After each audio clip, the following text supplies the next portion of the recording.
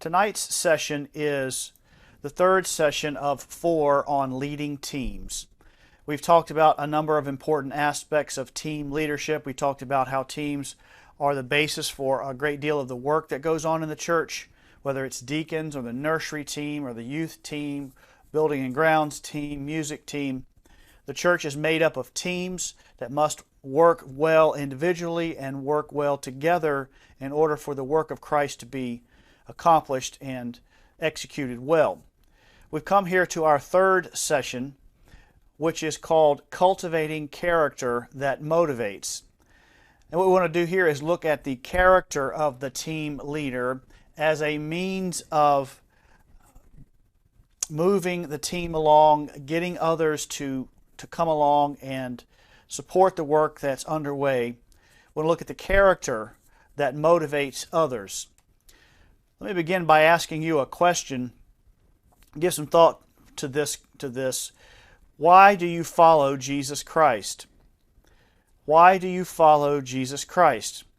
Well, there are a number of reasons I'm sure that we would note if we were together. Someone might say because of what He's done for me, and that's certainly an excellent reason to follow Him. He has indeed done so very much for us. He died for our sins. He took our place. He was our substitute. There might be any number of other reasons that people would point out, but what I want to focus on as we open this third session is, don't you at least in part follow Him because of the person that He is? It's not just what Jesus did for you, although that is substantial and critical, but it is also who He is as a person. It's because of His character. He's the kind of man you want to follow, isn't he? He's a man who told the truth, even with opposition. That's someone you want to follow. You want to get behind that guy. He's someone who loved others regardless of their social status or financial status. You love a guy like that. You want to follow a guy like that. It is as much the character of Christ that causes us to follow Him on a daily basis as it is what He did for us. And this is true also when we come to church leadership or team leadership. We want to be the kind of people, as Jesus Christ is, that other people want to follow.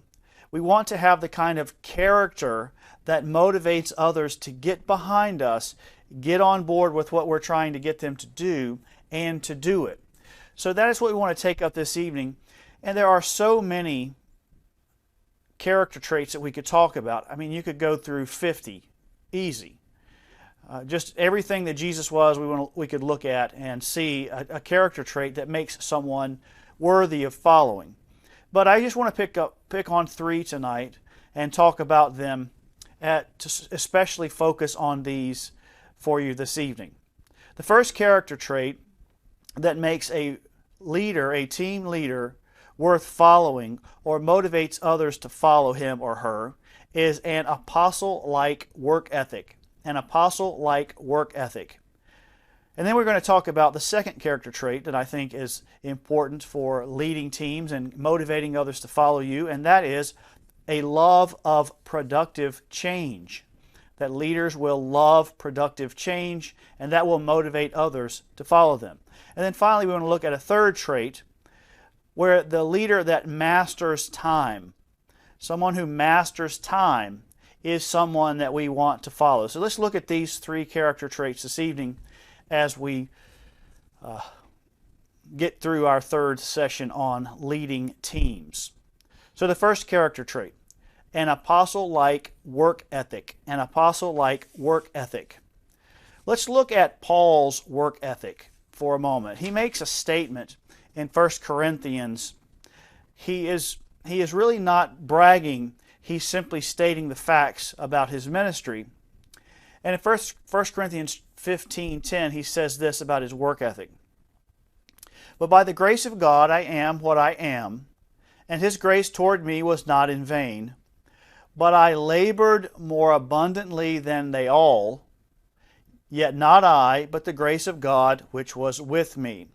So Paul, of course, comes to the apostleship later than the original apostles. He comes after the resurrection of Jesus. You remember the story, the account of how that happens. And Paul always carried this burden, this guilt, if you will, of what he had done to Christians before his conversion. He always felt bad about what he had done. None of the other apostles did the bad things that Paul did. But then he sees, as he reflects on his ministry and looks back over the years, he sees that God's grace is what made him what he was. And that grace that God gave him, that favor that God gave him, was to work harder than all of the other apostles. Now that doesn't mean that the other apostles didn't work hard, but Paul was specially called and specially gifted and specially enabled to work hard. And he says here, I labored more abundantly than all of them. I worked harder than all of them. Not I, but the grace of God which was with me. So he's giving God the credit, but he's also recognizing that he was exercising his will and he was working abundantly above and beyond the other apostles. And you see, let's reflect here for a moment as we consider a leader's work ethic. Notice what God did with Paul. He wrote almost half of the New Testament with Paul, didn't he? He founded all kinds of churches, he had him preach all kinds of sermons, but he also wrote half of the New Testament with this man who worked so hard. So God rewards an extreme work ethic. Someone who is devoted to Him so much that they set aside the other pleasures and leisures within life and they simply work harder than other people work. But today, work is, especially hard work, sustained work, has fallen out of fashion, hasn't it? Our society values entertainment, relaxation, and getting something for free more than they do work. Take, for example, what we're seeing right now in the United States as we approach the middle part of 2021, we're seeing a labor shortage. We've got all of these people that have been out of work because of COVID, but now that the businesses are opening back up, people aren't coming back to work. Why is that? It's because they don't want to work. But let me show you something. This is a picture here that I took of a Speedway convenience store that's between my house and going to church. It's one we stop off at quite frequently. And I was in there the other day and I noticed this sign. In the middle on the right, you see, it says, "Start your Speedway story today. Immediate openings in your areas." In other words, they're hiring.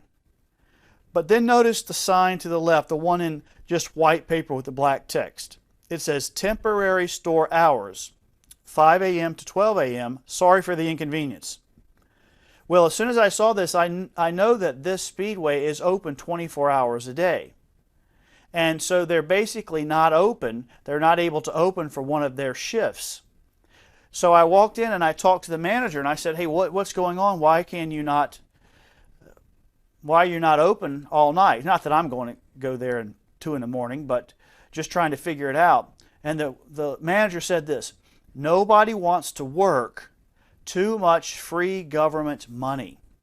Nobody wants to work too much free government money." See, this illustrates the problem that we have in our culture that will eventually cause us to become a second-rate power. Is because we don't like to work anymore. We want everything for free. People today don't have enough character. We're talking about character that motivates. They don't have enough character to turn away free money when they could work. They take the money and they stay home and they commit fraud to stay on unemployment so that they can get free stuff. Pastor James mentioned this morning. He was talking about the amount of unemployment pay that is being dished out by the federal government now. They've added, I think, $300 a week to what is typically a $300 a week unemployment pay. So people are making a lot of money on that. But I wanted to show you, in my book Collapse, I did some research on welfare benefits for the poor. And as a means of showing folks that in the United States, the poor are cared for far better than anywhere else in the world. And the idea that the poor are oppressed in the United States by the rich is basically simply a lie. It's not true at all. But look at this. This is This is welfare benefits by state. We have over here just a few states that are shown. We've got Hawaii, Washington, D.C., California, North Carolina, Virginia, Texas, Mississippi. And then we have the total dollar value of all the welfare benefits that someone can get if they get on welfare in these states. And you can see how much money we have involved here. We have in Hawaii $54,000 that you can make if you're on welfare. You see, so the government itself is encouraging people not to work. Washington, D.C., $47,000. That's $23 an hour. North Carolina, $31,000. That's $15 an hour. This is not unemployment. This is welfare. Texas, $20,000. Mississippi, $19,000. That's $9 an hour. There was a report in a national magazine a few years ago, I believe it was Fortune magazine, that said that if you made $9,000 or more per year, that you were in the top 20% of income earners in the whole world. So we see here that in the United States, not only people have their character has fallen so low, and the government is doing such foolish things that people just don't want to work anymore. But Christians are not to be this way. We are to have this work ethic of Jesus and Paul and other great men and women of the Bible. This is a picture here of a wall that's sort of falling down. And I want you to visualize that this is the wall. This wall represents the kingdom of God in the United States. And it is, just like in Nehemiah's day, it is in great disrepair, and its gates are burning with fire. The kingdom today needs hard workers to labor tirelessly to shore up its foundations and expand its borders. But we have so few who really want to work like Paul did. So many excuses that are made, so much doing a little bit or enough to get by within the church, but never really selling yourself out. Now, there certainly are people that do that, but unfortunately the majority do not. Overall, the church in America has few outward ministries, and the ones it does have are dysfunctional and unproductive. Who is going to do this? Who is going to fix these walls, repair these ministries, and get this kingdom back up on its feet? Who is going to do it? You say, well, I have a job. We all have jobs, friends. You say, well, I have a family. We all have families.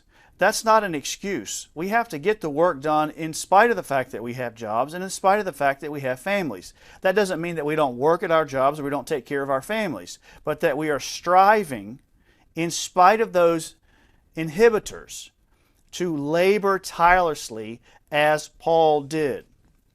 Above all, leaders must set the hard work example for those around them.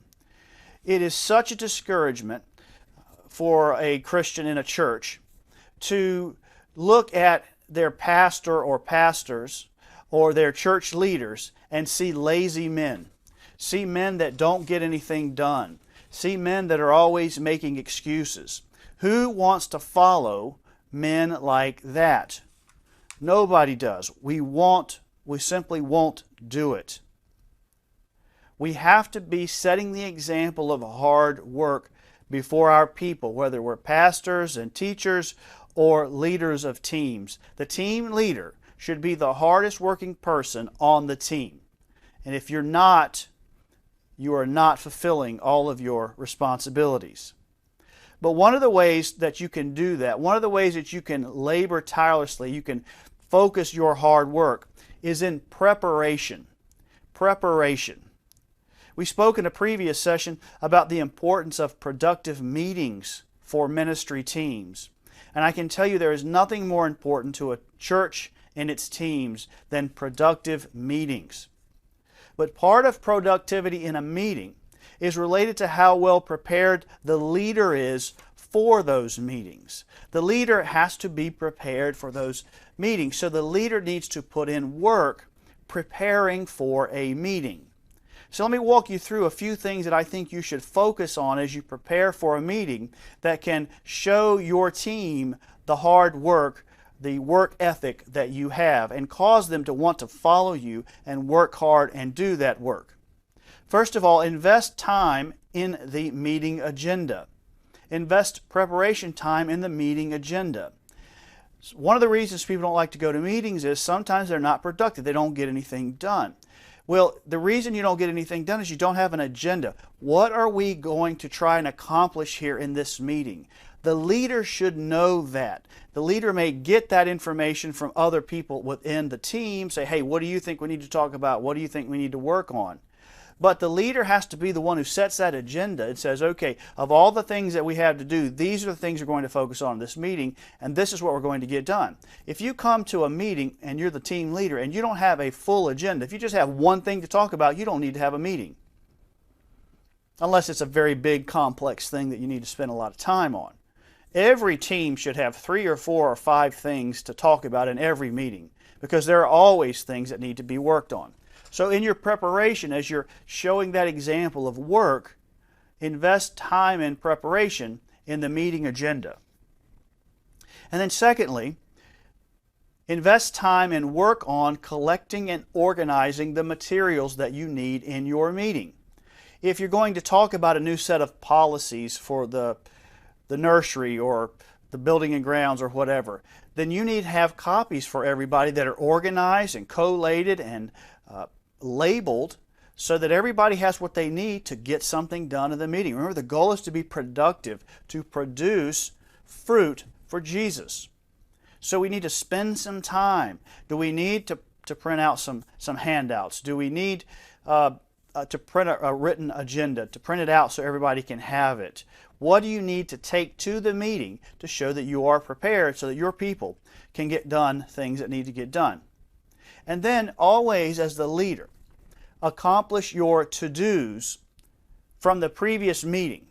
In other words, if you had a meeting, remember I talked to you about this when we talked about meetings, that you have to have to-do action items. When you leave the meeting, you say, okay, you're going to do this, you said you're going to do this and write it down, you're going to do this, you write it down, you're going to do this, write it down, and you come up with dates. When can you have that done? When can you have that done? When can you have that done?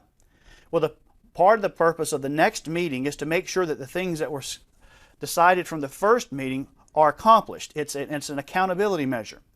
Well, imagine that you are the leader and you have 2 things to do. You come to the meeting, everybody else has their to-dos accomplished, their action items accomplished, but you don't. You cannot forget. The leader cannot forget. The leader has to be the best note taker, the most organized, and the most productive of all the people in the team. And you say, well, I'm not strong in a certain area. Well, one of the reasons that people stay weak in an area for years is because they give themselves the excuse of that weakness. So they will say, well, I'm just bad at that. No. That's not acceptable. Remember, I can do all things through Christ who strengthens me, that God is developing us and helping us to improve. So if you have a weakness, you need to focus on that weakness and make it a strength. If you've had a weakness for years, the only reason you still have it is because you have allowed it to be there, and part of the reason is because you've given yourself an excuse. No excuses. All right? So when you come to a meeting, leaders, have all your ducks in a row and have all of your work done. So when somebody asks you, you can say, yes, I sure did, and here's what I did, and this is when I did it, and so on. So this hard work that we're talking about, this apostle-like work ethic that's going to draw people into your team and want them and make them want to work, can be manifested and applied to how we prepare when we have meetings. So let's look at character trait number 2. A love of productive change. A love of productive change. I want to look at a verse in Isaiah where God makes a very simple statement. And I want us to reflect on this as we consider a character trait of loving productive change by a leader. Isaiah 43:19, part A of the verse. The Lord says, behold, I will do a new thing. Behold, I will do a new thing. And what he's talking about is the people were not able to keep the law. They were not able from their own strength and their own flesh, their own power, to keep the law and please God. And God says, well, look, I'm going to do something new. And in Jeremiah, he talks about putting in us a new spirit and giving us a heart to follow him. He's going to do something new. Now, we're really not focused on what he's going to do. That's not the purpose of bringing up this verse. The purpose of bringing up this verse is to show you that God does new things. That means he does things that are different from what he did in the past. He does new things in the lives of his people, in the lives of believers. He may be coming along and doing something to you that you've never experienced before, calling you, pushing you into a new area of service, expanding your mind, expanding your ministry in something new. But he also does that in teams and in churches. He is always calling us to something new, something different than what we have done before, a new thing. When we realize that God is doing this, that it is his nature, he is always moving forward. He is always attempting to improve his people, improve the work that he does, bring himself more glory in the earth. When we recognize that God loves change, that's really what this is. And I'm going to do a new thing. God loves change. He loves to change things, and in the sense of improving them. Well, when we realize that God loves the new, the change, we as leaders, therefore, should also love changes. That's a radical statement, isn't it? If you are a leader in a team or a church, you must love productive change. Change that moves the kingdom forward. You cannot resist it. You must learn to love it. Let's think of some good changes in the Bible. These are changes that everyone is familiar with, but I want to use them as an illustration of a point.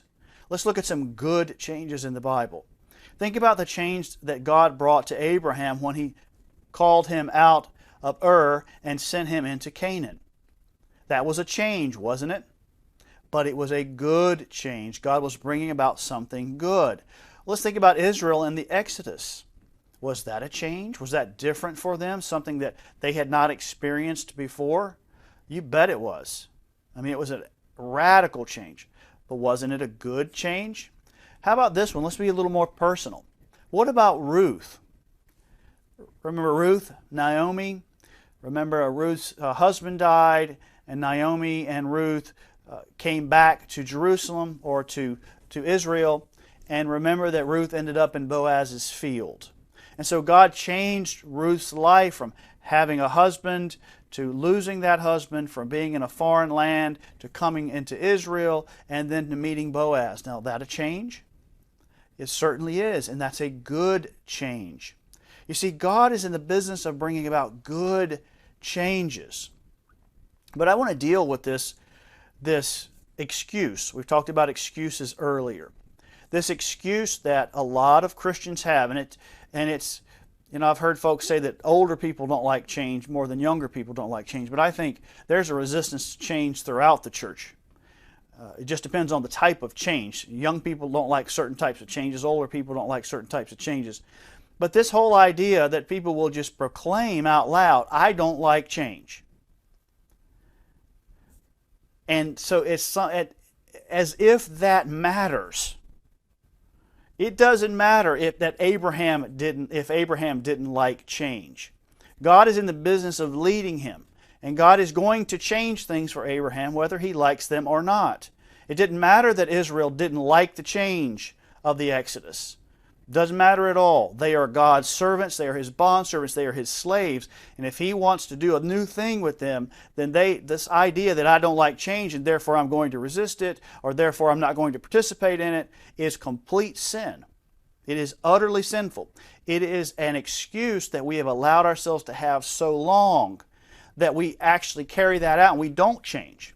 We haven't changed. If you want to know what not changing will do to your church, 95% of churches, I think I can apply this with 100% certainty. If you want to know what it's like not to change, look around at your church today.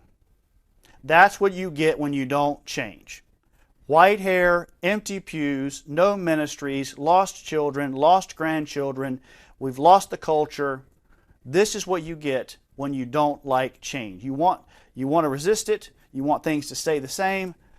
You got it. So if you keep doing the same things and not changing, you are going to get more of what you already have. This idea that we don't like change and therefore we let that be an excuse perpetually, hey, get over it, all right?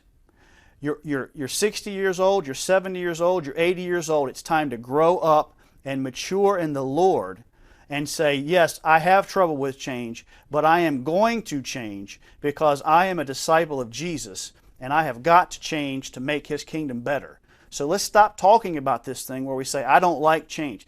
Don't want to hear that anymore.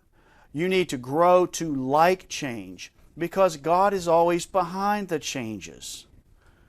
Let's analyze this a little bit further here. Why do people say they don't like change? Why do people resist change? The first thing is selfishness. People like it the way it is.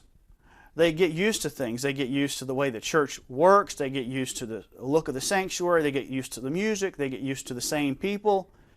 So they want it to stay the same because they want it to stay the same. It's a selfish desire on their part in many instances to keep things the same and not to change them. But the other part of this is, and this is a big part of it too, is fear and unbelief. Now I've connected these because they really are the opposite sides of a single coin.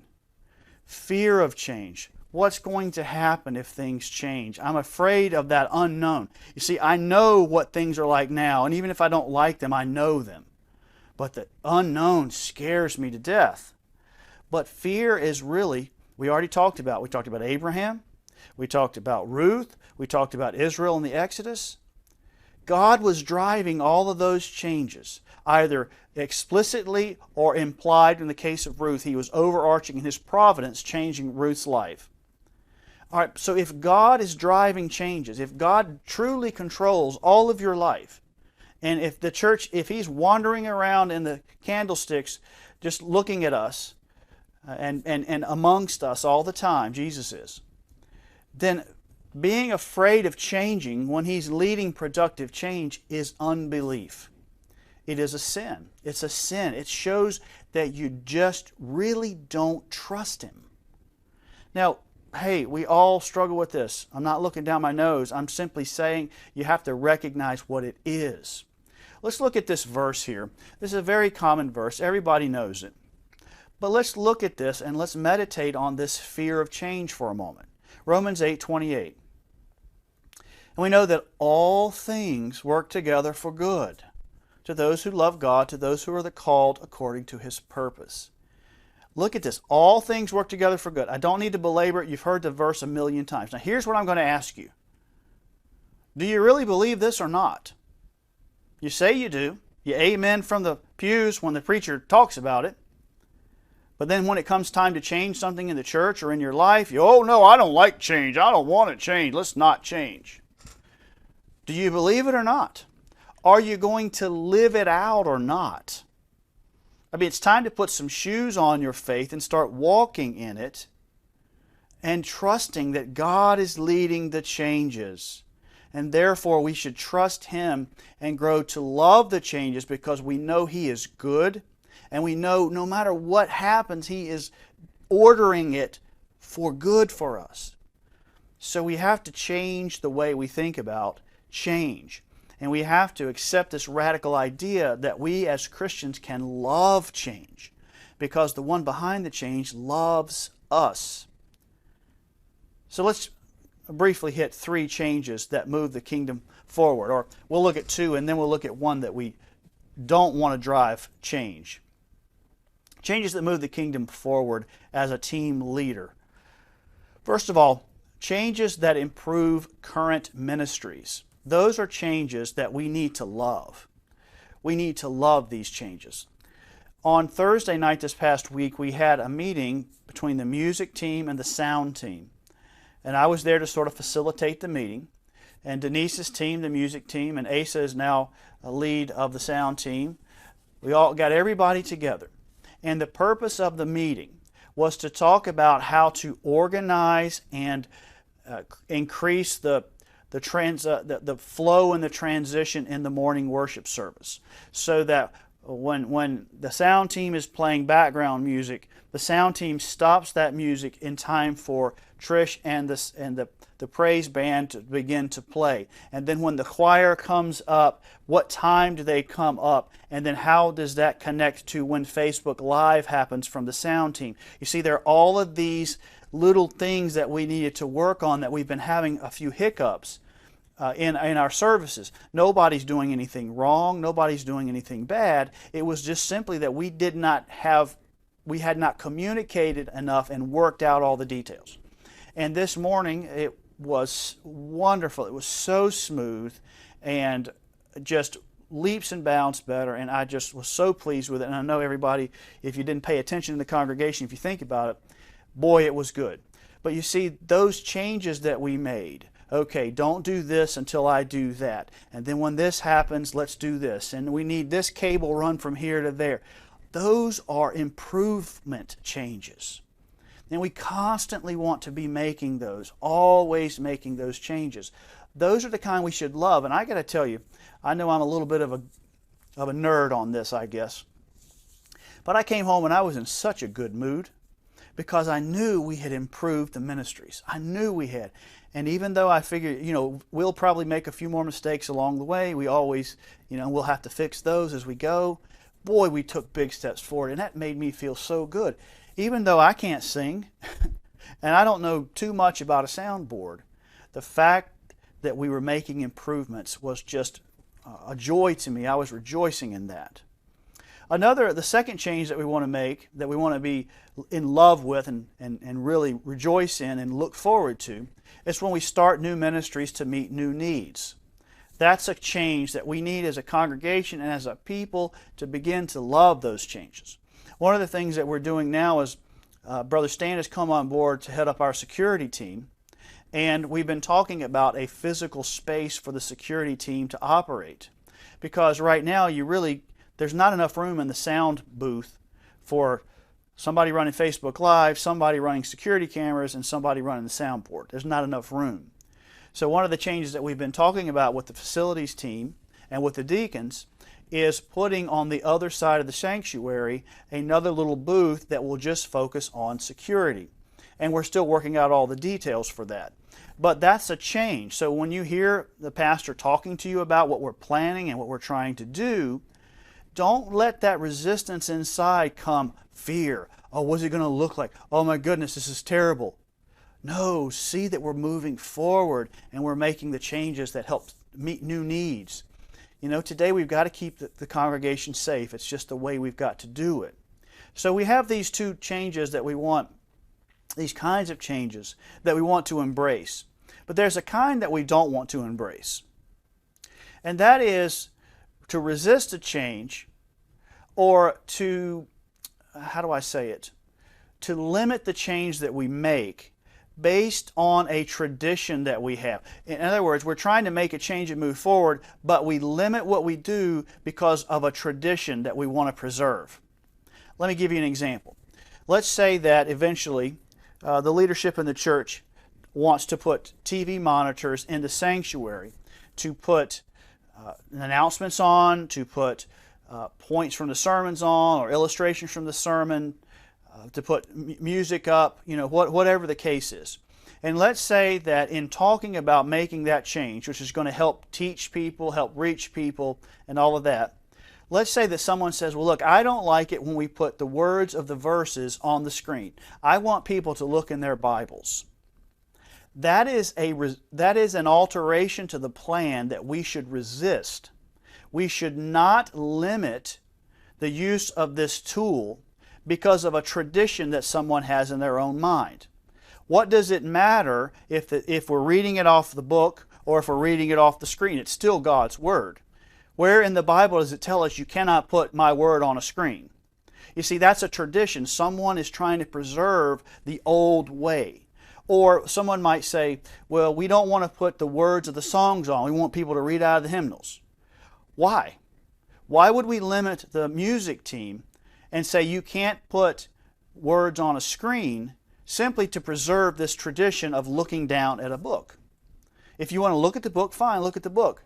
But if you want to look at the screen, why shouldn't you be able to look at the screen? See, we don't want to allow the changes that we make to be limited by traditions that don't help move the ministry forward. Do you see that? So we want to improve current ministries, start new ones, but we do not want to continue to propagate traditions that limit the productivity of our changes. All right, now let's look at character trait number 3, a master of time. So if you want people to follow you, you want people to be encouraged about your team, you need to begin to take control of time. I want you to notice here, we'll go back to 1 Corinthians with Paul. Paul gives us an instruction, a command to produce. 1 Corinthians 15:58. Therefore, be steadfast, immovable, always abounding in the work of the Lord. Always abounding in the work of the Lord. The word abounding here means to occur in excess, to increase in number, or to overflow. We are to be overflowing in our productivity for God. We are to be just producing so much fruit that it's hard even to keep track of it, and it's hard to measure it all. We are commanded to produce a lot. So much of our productivity as individuals is going to come down to how we master the time God has given us. And I have seen among pastors and teachers and small group leaders and Christians in general a very poor time management approach. I've seen professional ministers who don't seem to get a lot done. And that is a shame. We cannot let that happen. We have to, all of us, from team leaders and individuals to pastors and preachers and teachers, whatever position you're in within the kingdom, you have got to get a hold of time, and you have got to produce more for your Lord. I want to talk to you, just go straight to application here. One of the things that's a challenge is that we all have, as I've alluded to earlier, most of us have jobs. Most of us have families. We have other obligations outside. We may have health issues or travel. We have these things that are always pulling on our time. But over the years, I think out of my 20 years in ministry, I think I have only been in full-time dedicated ministry for less than 2 years. So 18 of my 20 years in ministry, I have had a full-time job and a wife and 4 children. So I have always had to figure out how to get things done with small amounts of time. And so what I want to explain to you now is something that I call producing in the gaps. Producing in the gaps. Producing in the gaps is an idea of trying to maximize the use of small slices of time in order to be able to produce more overall for Christ. So one of the weaknesses that we have when we look at tasks to perform for the Lord, whatever it is in your ministry, we tend to look at them, I need to sit down all at once and I need to have this big block of time to do this project. But when we have families and husbands and wives and children and grandchildren, and it's hard to find big blocks of time, isn't it? So you have to begin to produce in the gaps, the little slices of time that you have free, and not waste those. So it's a maximizing small slices of time. And it's built on the idea that all your tasks, whatever they are for the Lord, can be broken down into smaller units. You don't have, it's usually not take 3 hours to do one thing. That 3 hours is made up of about 15 little things that you do in sequence to perform that larger task. If you think about anything that you're trying to do for the Lord right now, if you were to meditate on it, you realize that it's made up of many small tasks. Now once you recognize that, then you recognize that if you do one of them at a time at different times, you don't have to sit down at once and do them all. If you just do one here and one there and one there and one there and so on, you'll end up getting things done in these gaps of time that formerly you didn't do anything in. Does that make sense? Producing in the gaps. So let me give you an example. A few weeks ago I was working on a blog. A blog is usually for me is about 500 words, 3 or 4 paragraphs on some simple issue, faith issue, whatever the topic is. Well, here are the things. I just wrote this down, and I didn't write down all the elements of completing this blog. But here are the things big picture that I had to do to get this blog done. I had developed the idea. What am I going to write about? That'd take about 10 minutes. I need to outline the draft. You know, what are the points, Wes, and how are you going to organize it? So I got to do that. That takes about 10 minutes. And then write the draft. So now I've got to write it out. I've got my outline out and write it out. That's about 15 minutes per paragraph for me usually, depending on the subject. All right, and then I need to edit it. I need to go through and check my grammar, my punctuation, make sure it makes sense, make sure it flows. You know, make it sort of perfect it. That takes me about 20 minutes for something that short. And then I have to publish it. I have to go onto the website. I have to go to the blog portion, and I have to put it all in and save it and put it out on the blog site. So you can see here I've got 10 minutes, 15 minutes per paragraph, 20 minutes to edit, and 10 minutes to publish. All right, but here's the key. I don't need 65 minutes of one set, 65 minutes total. I do not have to have 65 minutes of time at one time to do this blog. What I have to have are 10 or 15 minute gaps, 10 or 15 minute slots. And in fact, some of these could even be broken down even more. You know, when I'm writing the draft, for example, I might take 5 minutes and just write the first 2 sentences, just get it started. And that gap of time is gone, so I wait and come back, and the next time I get 5 minutes, I finish that paragraph. You see what I'm saying? So you can break it down. So all I need are just a few minutes to begin to produce and perform this project. So that's what I did. I remember I was watching TV one night and not particularly interested, and so I was on my phone reading some articles online to kind of get an idea, and I emailed myself those links so I could look at them later. I just put them in an email and sent them to myself. And then I was traveling on business, and I had a lunch free. So at lunch, I pulled up my phone and I opened my email and I went back to those articles, and I got out my notepad and I started writing out an outline. And then later on, I wrote the draft, and then later on, I edited. You see what I'm saying? And this took a course of 4 or 5 days to get it done, but I was doing it in the gaps. But here are the forgotten pieces of time that you can do that. So think about anything that you have to do in ministry right now that's kind of pressing on you, even in your own life, you know, finances or project at home or honeydew, whatever. If you break it down and then you look for these gaps and then perform in the gaps, and you get it all done. And you've done it when other people aren't getting anything done. You are. So let's talk about, as we end up here, let's talk about the forgotten productive gaps. Let me give you some ideas of where to look for time that you didn't think you had. Just briefly. Watching TV. How many of us, when we're watching TV, are sitting here doing this? What does that mean? That means that our mind is not really taken up by the television. We're doing 2 things at once. The television is almost just noise. Well, if you can do that on your phone, maybe there's some ministry you can do while you're sitting in the bed watching TV or sitting on the couch watching TV. If you're a teacher in the church, maybe you can start to outline a little sermon or an article or something like that. Or if you're in the nursery and you're trying to figure out a new schedule, maybe you can start scribbling down the schedule. You see what I mean? That's a gap of time that you may not have realized you had before. Driving.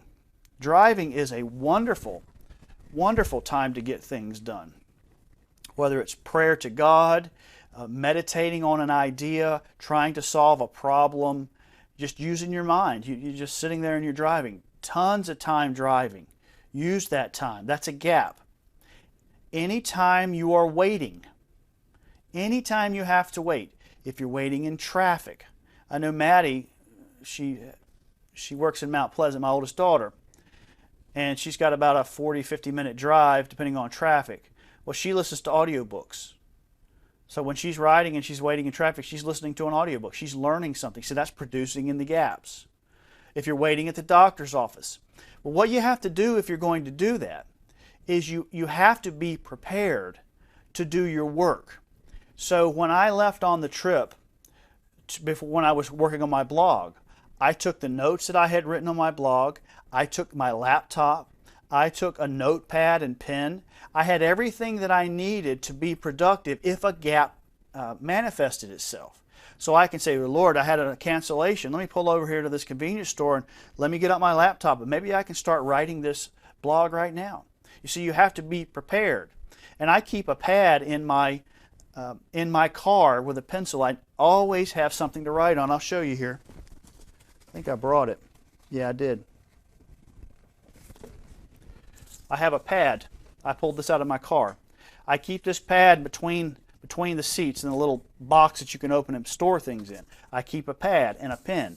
Well, my mentor in ministry, for those of you who do preaching and teaching, my mentor in ministry, I think his mentor told him once that the most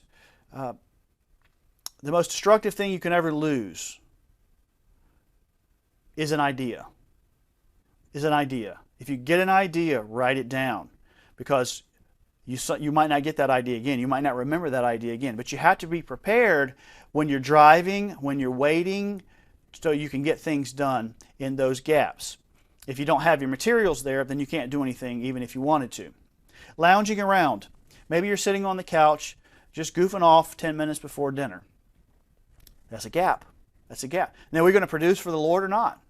We're going to make excuses all our lives why we didn't get something done? Or are we just going to say, hey, Lord, I'm going to find more productive time for you? Now, this last one, I don't mention to be inappropriate, all right? So don't take it as an inappropriate thing on my part. I'm not trying to be funny. I'll tell you a little story that's kind of funny with this. But when we have our private breaks, if you know what I mean, the reason I bring this up is twofold. Number one, I visited a friend up in Andrews recently, and I took him a book. I think I took him the Collapse book because I wanted to see if he wanted to read it. And he told me something. It was so funny. But he always reads my books. He always reads, and I so appreciate it. But he said, I do all of my reading in the bathroom. He said, I read, and he's read 3 or 4 of my books. He says, I do all my reading in the bathroom. So the point I'm making with this is not to be inappropriate or coarse, but simply that wherever you can find the time. And a lot of times we're on our phones when we're taking our breaks. We do have time that we could be productive, as maybe as ridiculous as that might sound to you. It's not ridiculous to serve the Lord. It's not ridiculous to get things done. Wherever you can find it. These private breaks I'm talking about, if that's not your thing, I'm not suggesting you do it. I'm simply saying that it doesn't matter what the situation is. If you've got a few minutes, you can produce something for Jesus Christ. You can take those gaps and add them all up. And at the end of the week, when other people are going, I didn't have the time, you're going, hey, look at this, Lord. I did this for you this week with the time that you gave me. I produced in the gaps. So these are the ways, these are 3 character items that I think you can use and that will draw people to you and make them want to follow you.